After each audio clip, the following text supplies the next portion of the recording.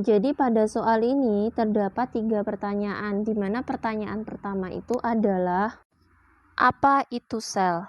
Di mana sel itu merupakan unit terkecil penyusun makhluk hidup secara struktural maupun fungsional, di mana sel tersusun atas bahan-bahan anorganik dan bahan-bahan organik.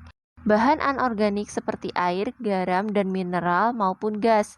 Sedangkan bahan organik yakni karbohidrat, lemak, dan protein, di mana di dalam sel terdapat organel-organel penyusun sel seperti membran sel, nukleus, retikulum endoplasma, ribosom, badan mikro, kompleks Golgi, mitokondria, dan lain-lain. Nah, masing-masing organel tersebut memiliki fungsi yang berbeda-beda. Kemudian pertanyaan kedua adalah apa yang dimaksud dengan sel prokaryotik dan sel eukaryotik. Nah, kemudian kita juga diminta untuk menentukan perbedaan di antara keduanya.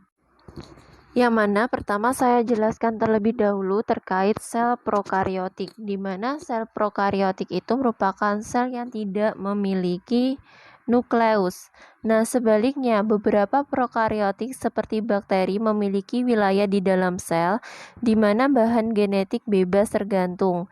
Nah, wilayah ini disebut nukleoid.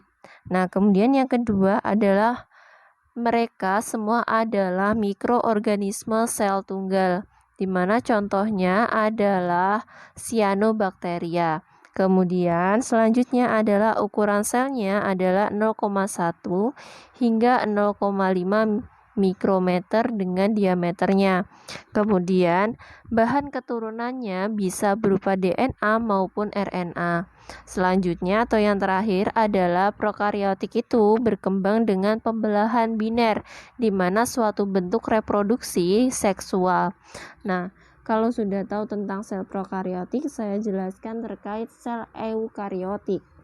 Nah, di mana yang pertama, sel eukaryotik itu memiliki nukleus sejati. Nah, kemudian ukuran selnya berkisar antara 10 hingga 100 mikrometer dengan diameternya. Kemudian, kategori luas ini melibatkan tanaman seperti jamur, protozoa, dan hewan. Nah, membran plasma bertanggung jawab untuk memantau transport nutrisi dan elektrolit masuk keluar dari sel. Nah, ini juga bertanggung jawab untuk komunikasi sel ke sel. Selanjutnya, sel eukaryotik itu bereproduksi bisa secara seksual maupun aseksual. Nah, di mana sel eukaryotik itu juga memiliki beberapa fitur yang kontras, antara lain sel tumbuhan dan sel hewan. Kalau sel tumbuhan itu mengandung kloroplas, vakuola sentral, dan plastisida. Nah, sedangkan sel hewan itu tidak memiliki. Nah, kemudian lanjut ke pertanyaan ketiga, di mana pertanyaan ketiga itu adalah berdasarkan video tersebut, makhluk hidup apa saja yang memiliki sel eukaryotik dan prokaryotik, dan apa makhluk hidup tersebut termasuk uniseluler atau multiseluler.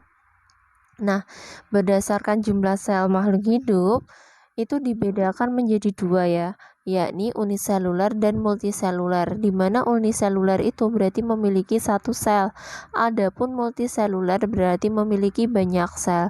Contoh makhluk hidup yang memiliki uniseluler itu adalah amoeba dan bakteri, sedangkan contoh makhluk hidup yang termasuk multiseluler adalah tumbuhan dan hewan.